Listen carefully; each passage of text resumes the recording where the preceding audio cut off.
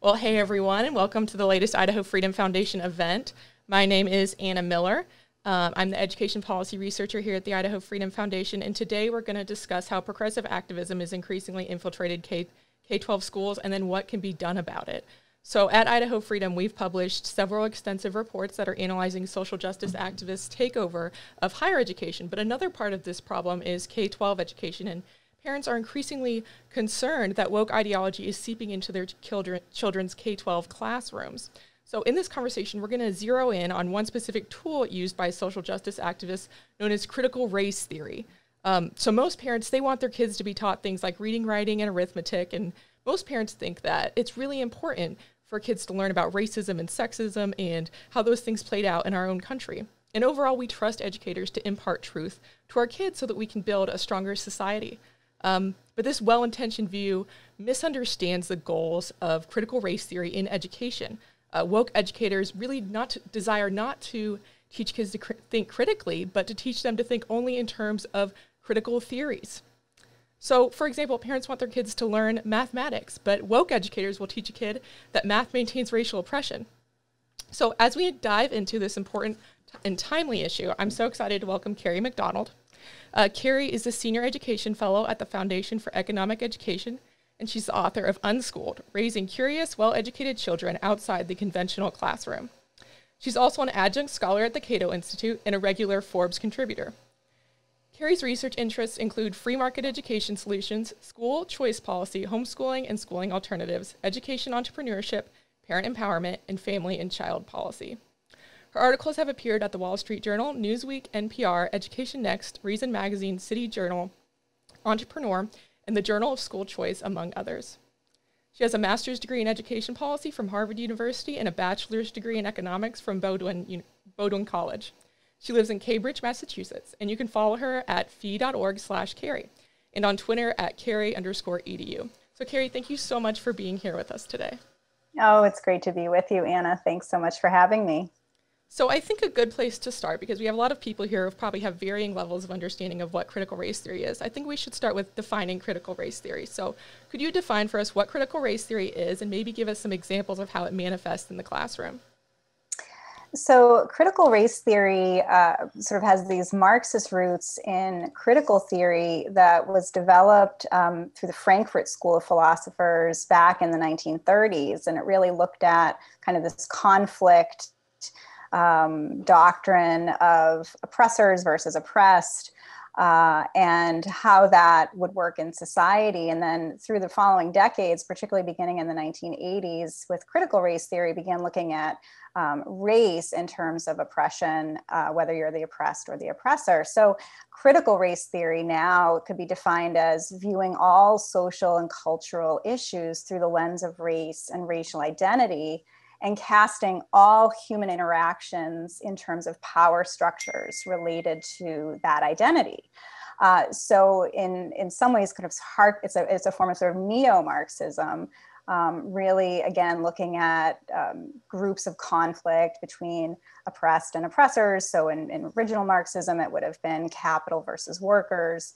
And then in sort of this neo-Marxist critical race theory, it really looks at race and how that would indicate whether or not you're the oppressed or the oppressor. So I think that's the real problem with critical race theory, is it really focuses on group identity and collectivism over individual identity, which of course is sort of what we would think of as our country's founding ideals of individual liberty and tolerance for difference, but really centered around the individual instead of the collective.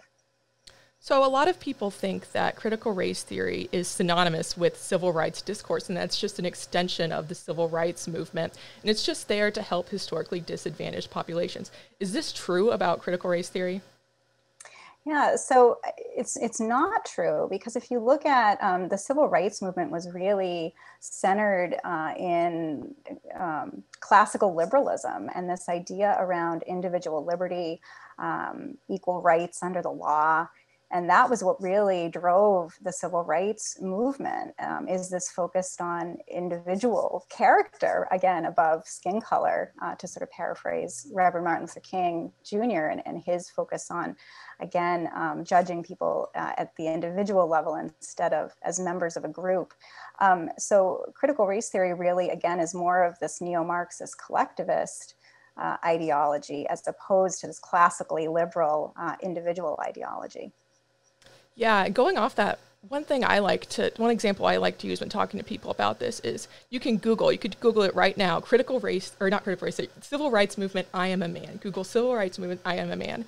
And you'll see images of men marching in the civil rights movement, holding up signs saying, I am a man, indicating that they wanted to be seen as part of the human race. Whereas now we're seeing sort of this race essentialism idea that people need to be categorized, like you said, as part of a particular group.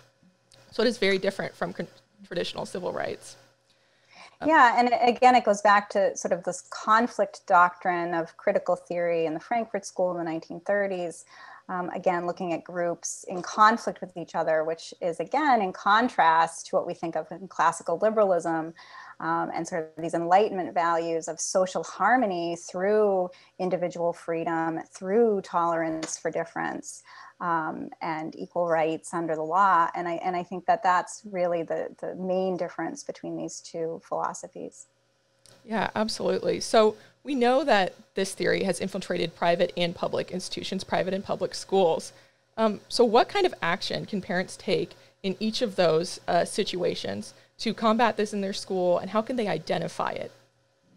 Yeah, well, I mean, I think parents and educators and citizens are really speaking out against this. I think it's become clear over the past several years that what we used to think of as, diversity training or celebrating diversity, again, tolerance for difference, has really morphed into this much more ideological collectivist agenda that, again, focuses, you said, on race essentialism and has us look at all social interactions through the lens of race.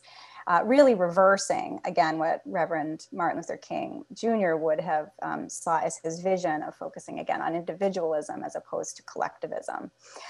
So yes, you can see this playing out in both private and public schools. One of my most recent articles on the topic at the Foundation for Economic Education, fee.org, spotlighted some of the recent announcements coming out of New York City private prep schools, really elite private schools.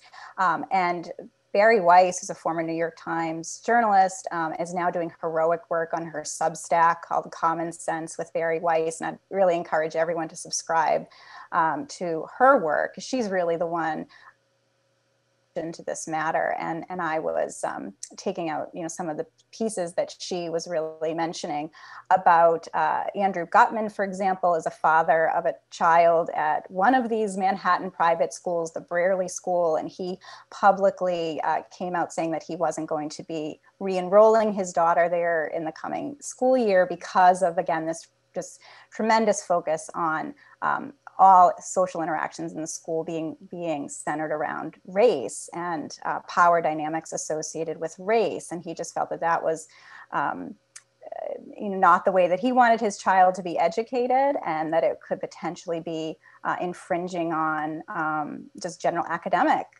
focus on general academic excellence when we're instead focusing on race as this kind of cornerstone principle. So that happened. You also had Paul Rossi, who's a math teacher at Grace Church High School, which is also in New York City, also one of these $50,000 plus a year schools. And he came out saying that, he can no longer be involved in indoctrinating children in this idea of critical race theory. And he said, they talk in his school about antiracism, but he says it's really the opposite, is that he's in essence expected to treat students differently based on race. So again, really just in contrast to what we've come to think of as this focus on individual liberty and focus on individual character versus skin color. It's really kind of going backwards. So that's what's happening in the private sector. I've also received emails from parents and teachers encountering this as well. I right around the time that I published the fee.org article about, parents and teachers speaking out about this, I received an email from an Asian mother whose child is in a private school in the Boston area where I'm located. And she said, this is really a form of brainwashing, to use her words with her child, of, again, seeing everything in the context of race. And she really felt like maybe it was getting to be a breaking point where more parents were ready to speak out against this. And also, and this is sort of to get to a point around action items, and something that I write about quite a bit, is building alternatives. So building new schools, pulling kids out of schools that focus on this ideology, and creating new models that reflect a particular family's vision and philosophy. And I think we're going to see more and more families do that and follow kind of in Andrew Gutman's lead of pulling his child from that private school, and this mother that I mentioned pulling her child from a school focusing on this. But what do you do at the public school level? And I think that's where it gets a little bit trickier, and something that I focused on. Maybe we can get into this a little more if you want to steer the conversation differently. But I think when we get into the public school area, it's more challenging. So last week, my most recent article at fee.org talked about the Biden administration's new push to prioritize critical race theory in grant making for American history and civics education grant funded projects. And this would be a little over $5 million in grant proposals, but it's definitely part of kind of, I think, a larger agenda in the Biden administration to center critical race theory in education. And one of the things that I say in my recent fee.org article is we need to remember that there is no constitutional role for the federal government in education. And I made the point that just as we should have opposed President Trump's 1776 commission last fall, which I wrote extensively about, we should also oppose President Biden's push for a 1619 commission or critical race theory in schools, that there really is no role for the federal government, no constitutional authority for the federal government in education. And then we can have this tendency to say, oh, but when it's our favored politician or our preferred political party in power, then it's okay for the federal government to get involved in these issues and these policy areas. But inevitably, the pendulum swings, and then another politician and another party gets in power. And so the key is really to go back to the founding vision of limited federal government, and much more devolving authority to the states, sort of the sense of federalism, where it's states that are the ones in charge of making education policy. And I think, maybe we can get into a little bit more about what's happening now in Idaho from that perspective. So there's a lot in what you just said. One thing you mentioned is the term anti-racism, and that's a term that's been recently coined by Ibram X. Kendi, right? It's the idea that racism is basically a white person's problem, and so they need anti-racism training to make them aware of their role in oppression in society. So that's one sort of buzzword that a parent could identify in their kid's curriculum, or that is being used in the school or to train teachers, whatever it is. What are some other terms? I know another word for anti-racism is culturally relevant or culturally responsive. What are some other easy terms that parents could look for to identify these things in the school system? Sure. So, right, you bring up Ibram X. Kendi. His most recent book is How to Be an Anti-Racist. It was actually cited in the Biden administration's proposed federal rule that I mentioned about grant making for critical race theory focused proposals. And, it's very controversial. I mean, one of the things he says, for example, is racism ends when capitalism ends. And so it's sort of, again, a very anti-capitalism, pro-Marxist doctrine. And that is something to be watchful for. And of course, we all want to be anti-racists, right? I mean, that's sort of the point. But the problem with critical race theory is that it forces everyone to look at race as sort of the central tenet and the central organizing factor in society and in culture. So it sort of does the opposite of what it intends to. Yes, and then you mentioned culturally responsive.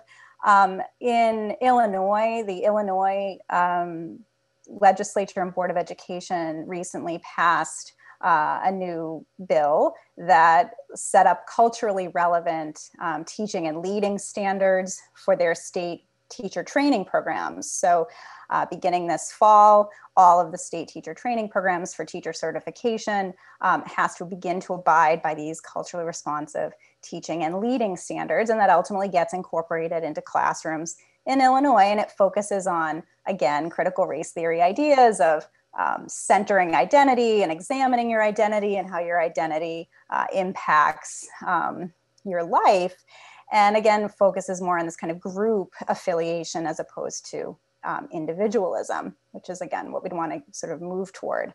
And interestingly enough, the Chicago Tribune editorial board in February, just a few days before the legislature passed this bill, warned against passing this bill. They said, look, this is filled with what we would consider progressive or left-leaning language. If the same thing had what we would consider conservative language in a bill, you would be up in arms. So let's, sort of keep education in the state much more neutral and not focused on any particular ideology. And of course, that warning wasn't heeded, and the legislature passed that. So that is another kind of buzzword. Yesterday, I also received a message from a mom who's in an upscale, affluent community suburb outside of Boston, who mentioned that in her parent group, private, parent Facebook group, a mom had posted about how her child was in high school in a chemistry class, this sort of 80-minute chemistry class. But instead of doing chemistry during that 80 minutes, a group of seniors came in to do a full class period session where they talked about things such as white power and white aggression. And no chemistry. So there was these seniors were part of a club that was presumably focused on this kind of anti-racism activism. The class time was fully taken over by that instead of science. And the mother was really shocked and had no idea that this was happening, and concerned that, again, this would take up a chemistry class and have such loaded terms such as white power and white aggression, again, focused on having everyone look at themselves through group identity, social identity, as opposed to as an individual. So I'm really glad that you expanded on the culturally responsive, culturally relevant pedagogy and how teachers in some states are required to be certified in that. So Idaho is actually one of those states. So our state Department of Education and our state board requires teachers to be versed and trained in culturally responsive pedagogy in order to be certified in this state. And so it's very deeply ingrained in what we do, and the way that the State Department and State Board actually define culturally responsiveness is based on the work of a critical race theorist. Her name's Gloria Ladson-Billings. And so this is just an important thing I want our audience to know about. Not many people might know this, but it's already in our schools. It's been sort of forced upon educators through state certification, not necessarily because teachers are going around wanting to become activists, but they're required to be trained in these things. And so it's a very real problem. So you've talked a lot about the Biden administration. What should some states' responses be to the new federal rule? What can states do? What can state legislators do? Right. So just to back up again, I mentioned that there really is no constitutional role for the federal government in education, and it's meant to be something that states and local governments deal with. And that seems to be how Idaho is responding to this issue. Now, I will say, I think one of the real problems in responding to critical race theory from a policy perspective is it gets into, could create even more conflicts and could go way too far. And I think we've sort of started to see that. So I think two things can be true at once. One is that we can say that there's a lot of harm and a lot of danger in critical race theory ideology, and that we should speak up against it and let parents know that this is an issue and have them organized against it. And make sure that we're not, focused on classrooms that are centering race as the defining characteristic of a child's life, but that instead we're focused on individualism. So I think that's important. And then I think it's important to give educators an opportunity to also speak out about this, and to hopefully have parents and educators create new models and new schools that maybe focus on academic excellence instead of some of this, these social theories. So that's one piece of it. That being said, sort of the one thing that's true is critical race theory is harmful and something that we should be speaking up against. The other thing that's true is that when you try to create policy to combat critical race theory, it can go too far, and it can go too far in kind of bringing us back to perhaps not acknowledging the real, taking an honest look at American history, in particular at American slavery, at government-sponsored racism through Jim Crow laws and through redlining when the federal government got involved in housing and mortgage affiliations and all of that was really tied to,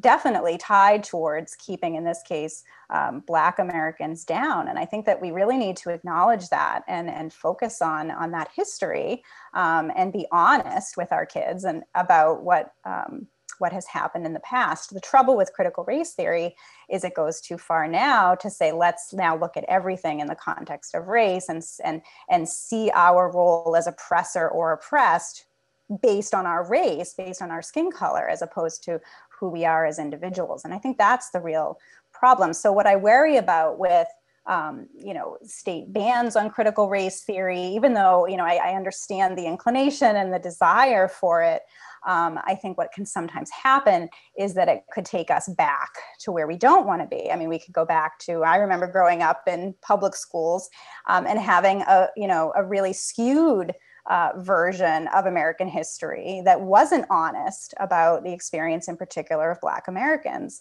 And, I worry that bans on critical race theory could take us back to that place, particularly if it involves banning, important books. Like, for example, To Kill a Mockingbird, which is really, again, an important text for looking at Jim Crow era and the impact, of course, through fiction, but very realistic in terms of the impact that Jim Crow era had on Americans, Black Americans.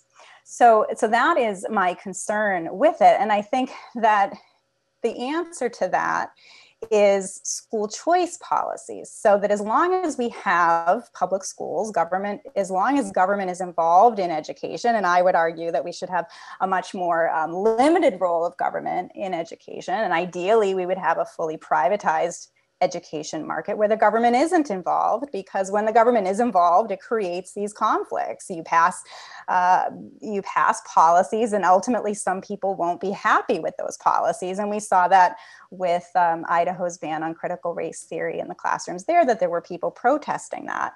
And I think the answer to that, as long as we have government involved at the state level in education, is to allow parents through school choice mechanisms like education savings accounts and tax credit scholarship programs and vouchers to exit an assigned district school for another school or learning environment that is a better fit for them. And I would say that the same is true. Here I am in Massachusetts. The same is true if my state passed mandatory critical race theory in the public schools here.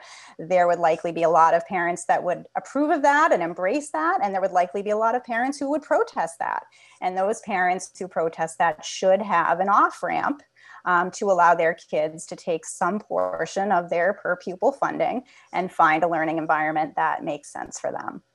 So you brought up Idaho's law, and I do want to clarify this for our audience really quick. Every single news headline that has come out about this new bill is that Idaho is banning critical race theory. If you actually read the bill, and it's a very short bill, it specifically says you cannot compel students to affirm or adopt the tenets of critical race theory, and then it gives a definition of things relating to non-discrimination and dignity. So this bill, and as some people from other First Amendment scholars have looked at it, they're saying, this is really just an expansion of the First Amendment, and it's applied to students. So I do want to clarify that this particular bill, it's not banning a book, it's not banning speech, but it is saying that you cannot compel someone to think or accept a certain thing. And one thing I'm just going to push back a little bit here to recognize about critical race theory, I think, is that I think critical race theorists would argue that it is inherently political in nature. And insofar as the classroom is becoming politicized, that is a big problem, especially in a public school where public funds should not be used for activism. So we are a big fan of school choice here.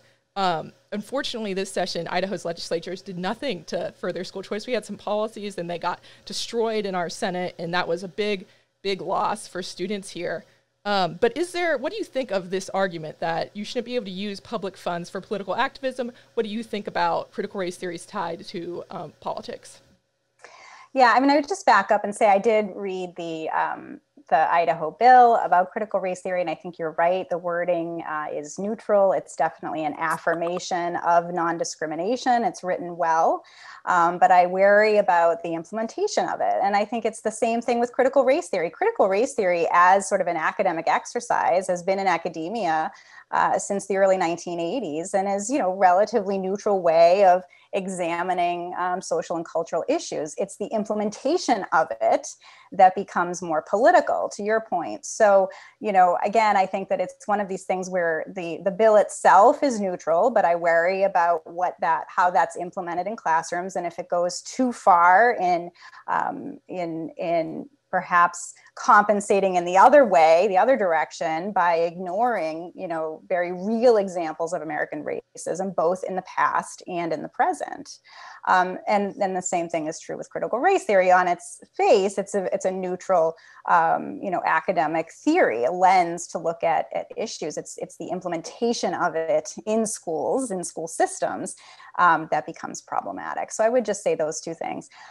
Yes, I mean, education is political, particularly when government is involved. I mean, that's kind of the whole point, is that when policies are passed, particularly through education, which is compulsory, so there's this tremendous element of coercion associated with government schooling, is that it's inherently political, and you're always going to be, having this kind of tug of war between, government coercion and the policies and politics of whoever's in charge at the moment, at the state level or the federal level or the local level.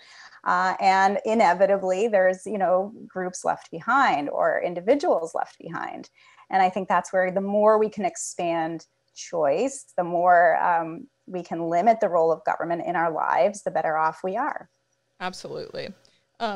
Okay, so can you speak a little bit to how critical race theory actually gets into classrooms? So we talked a little bit about top-down mandates at the federal level. What are some other ways that it actually gets into the classrooms, and can it be stopped? Can parents do anything, for example, to stop it before it gets in? Yeah, I mean, I think, again, it was this evolution from a real focus on celebrating diversity and what we would have thought of as diversity training in earlier years, to now, again, focusing everything around race, racial identity, group identity over individualism, and power structures associated with that.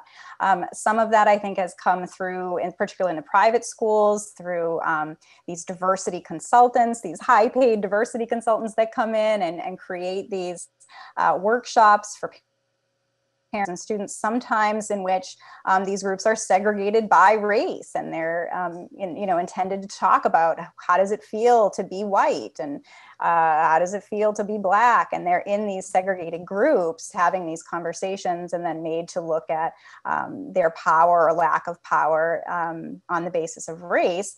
And one of the things, and again, I mentioned Bari Weiss and her heroic work. She had an article recently in City Journal, which is the journal of the Manhattan Institute. I think she also posted this on her Substack account, where she talked about when you have increasingly mixed raced families, or you have families that wouldn't identify with one particular race, and they're saying, well, what does this mean for me? And inevitably, it's often these parents that are pushing back against this super heightened focus on race, to the detriment of individualism. So you mentioned mentioned diversity trainers profiting off of their work, making quite a bit of money. They're highly paid. Can you speak a little bit to, you're an economist, can you speak to how industries actually profiting off of wokeism, and what's the solution to that? What's the solution of all of these businesses coming out supporting sort of extremely left-wing agendas? What do you think about that issue and how to solve that? Well, I think, again, in the private school sector, it could be responding to market demand. And in some cases, you could have these schools where the majority of parents value this training and want their kids in this kind of school environment.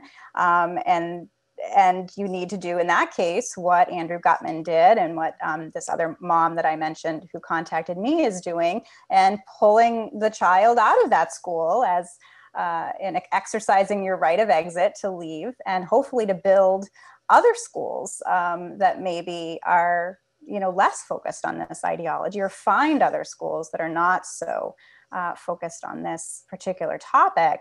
So that's at the private level. I think in the public schools, again, we talked about school choice policy. I think that's enormous. And I feel like that's where state legislatures should be focusing their attention. And then I do think it's up to parents to really realize what is happening in their students' classrooms. I think the past year in particular has given parents a closer look through Zoom schooling and hybrid learning during the coronavirus response, to see really what is happening in their kids' classrooms, maybe see some of this ideology trickling forth. And they have been able to do this in ways that they weren't able to prior. So I think that's an opportunity. And then other parents, like I just mentioned, this other parent who spoke up about her child's chemistry class being taken over by an 80-minute discussion on white power and white aggression. It's being aware that this is happening in your schools, and hopefully gathering with other parents to speak up against that. Say, hey, I want my kid to be learning chemistry in their chemistry class and not learning this. I think it really can happen at the local level and at the parent-driven level. I don't think we need the government to get involved through policies. I think this can be much more effectively done in a decentralized way, much more meaningfully done in that more organic way. So Idaho has 0 school choice policies, and this is a big problem in our state. So we have choice in the sense that we have private schools. Homeschooling there's a lot of freedom for homeschooling here, but we have no school choice policies on the books. We don't have any tax credits. We don't have an ESA, nothing of that sort. So to the extent that certain families, their kids are trapped in the public school system, especially low income, sometimes middle income families are trapped and say they cannot afford to homeschool either. Public school is their only option. What is your advice for those families for how to make sure their kid still ends up getting a good education? Are there any specific resources that you would recommend that those parents use? Yeah, I would recommend a new organization that aims to be to sort of renew the in some ways lost vision of the American Civil Liberties Union. This is called fairforall.org. So it's the Foundation Against Intolerance and Racism, fairforall.org. It was started recently by Barry Weiss, who I mentioned. It has a stellar advisory board, including Christopher Rufo, who's done a lot of work exposing critical race theory. He was the one responsible for encouraging President Trump to eliminate critical race theory training in the federal government over the domain that he had, which I think was the right move at that time.